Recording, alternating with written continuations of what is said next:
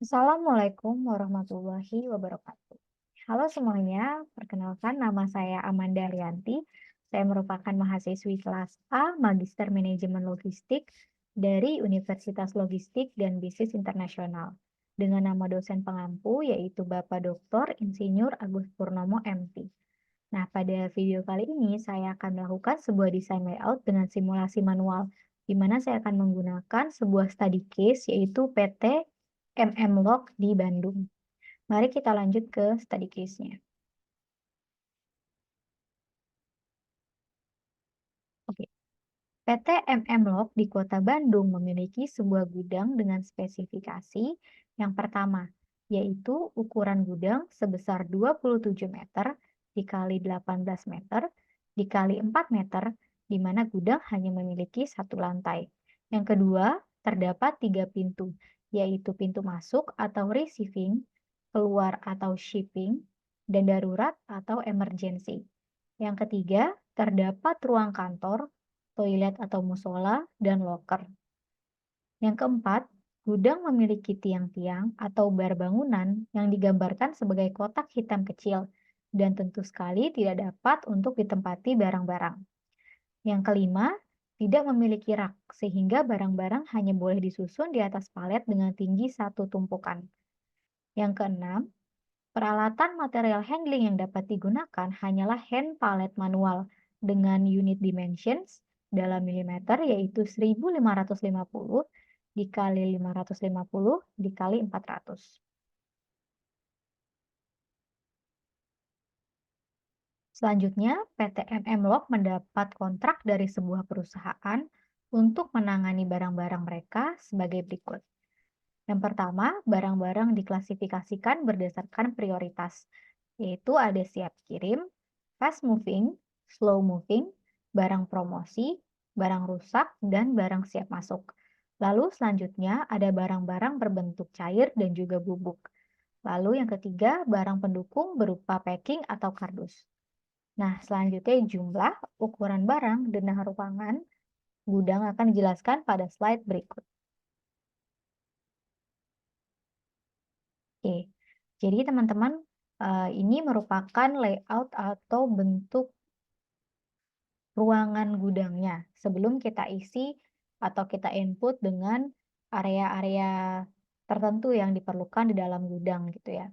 Nah, jika kita lihat nih, kita udah bisa nentuin nih gudangnya itu termasuk flow-nya apa. Jadi key-nya sebenarnya di sini. Ada pintu di salah satunya di sini dan yang kedua di sini di mana lokasinya juga sejajar nih di satu sisi.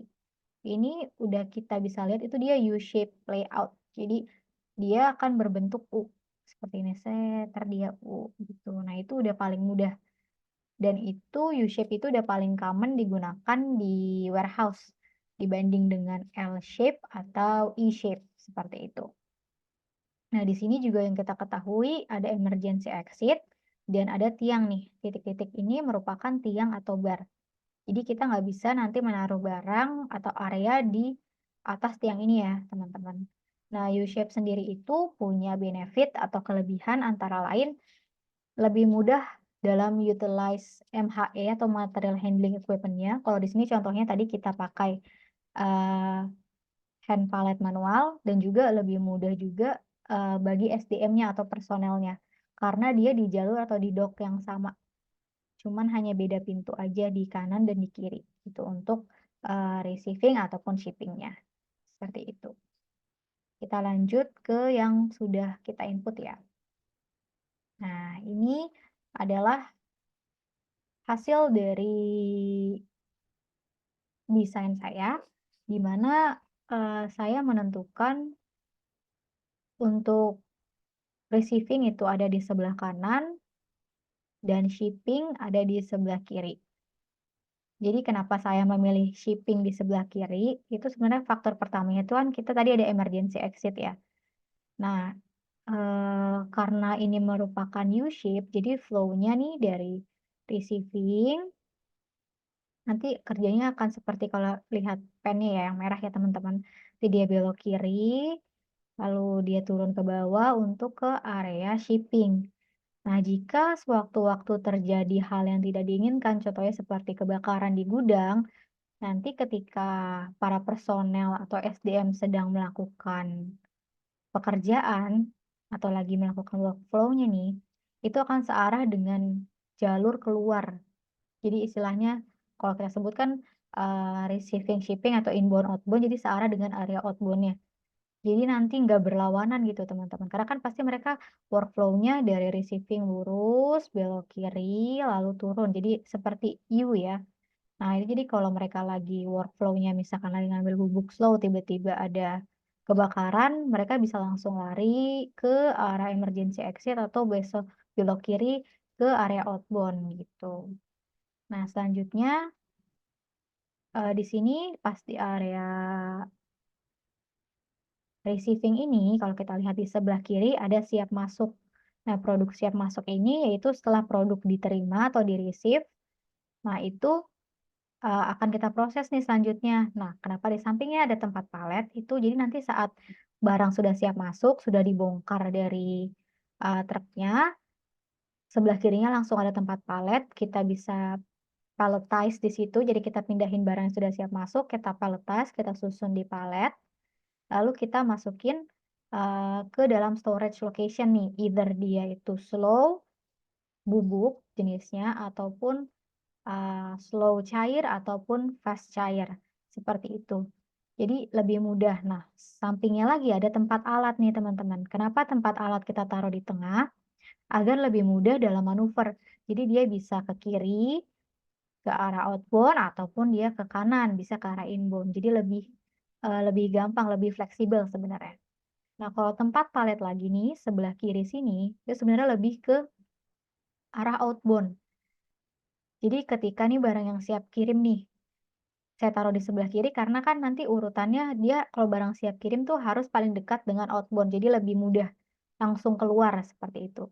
Jadi bisa langsung ditransportasikan, atau dipindahkan ke dalam truknya atau misalkan kontainer.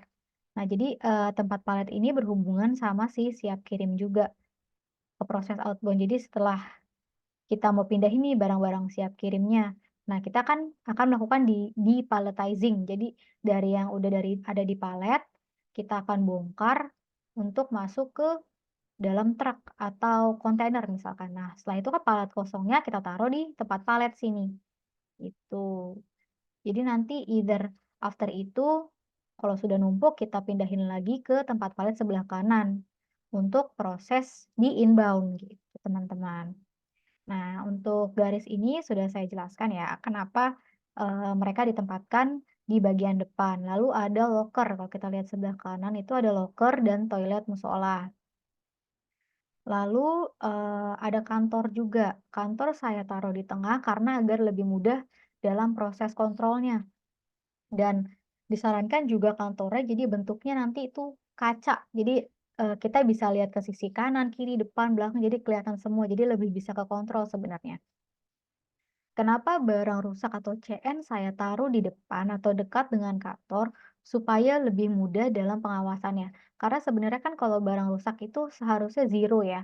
Nggak boleh, ukurannya nggak boleh ada istilahnya. Nah, kenapa saya taruh di depan atau dekat dengan kantor lebih mudah untuk diawasi. Karena kan maksimum kalau bisa 1 kali 24 jam dalam proses eh, istilahnya verifikasi barang rusaknya gitu ya teman-teman. Kalau misalnya kita taruh di posisi belakang, itu malah nanti nggak akan kecek, maksudnya lebih nggak secepat 1 kali 24 jam karena mungkin, posisinya orang kelewat gitu. Kalau di depan kan kita bisa selalu lihat nih, bisa kontrol, oh sudah berkurang nih barang rusaknya yang sudah dicek. Jadi lebih mudah dalam pengecekannya aja sih teman-teman. Nah selanjutnya ada bubuk slow. Nah kenapa bubuk slow saya taruh di, jauh dari outbound, karena kan dia termasuk slow moving ya. Jadi saya taruh di sebelah kanan gitu, di dekat area, receiving atau inbound seperti itu. Nah kita lanjut lagi ke area tengah di sini, di mana ada packing slow, ada cair slow, ada barang promosi, ada packing fast, dan cair fast. Nah kenapa, jenis cair ini saya pisahkan dengan bubuk, karena untuk, meminimalisir atau menghilangkan kemungkinan terjadinya kontaminasi. Jadi kan kalau bubuk sama cair itu kan udah beda jenis ya teman-teman.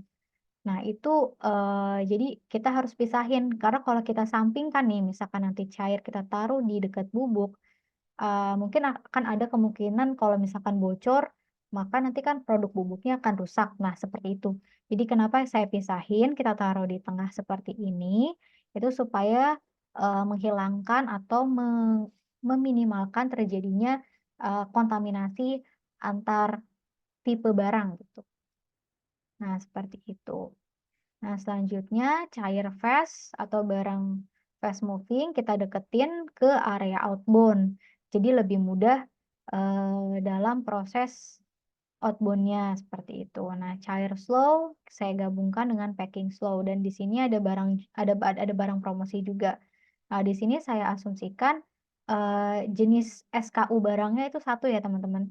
Jadi, kalau bubuk slow contohnya di sini misalkan kita pakai PT MM Lock ini tuh untuk, barang household contohnya misalkan kayak, deterjen deh, di sini kan ada deterjen bubuk, di sini deterjen cair seperti itu dan itu satu SKU jadi semua barangnya sama, nggak ada 2 SKU jadi, eee, si hand palette ini bisa dari tempat alat jalan ke kanan, dia bisa ngambil dari sisi sini ke belakang atau bisa ngambil dari sisi depannya sini juga.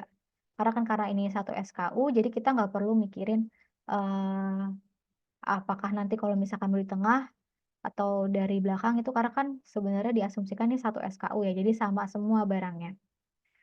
Nah, di sini kita kasih area untuk alat MHE-nya tuh jaraknya per kotak ini kan 3 meter ya teman-teman.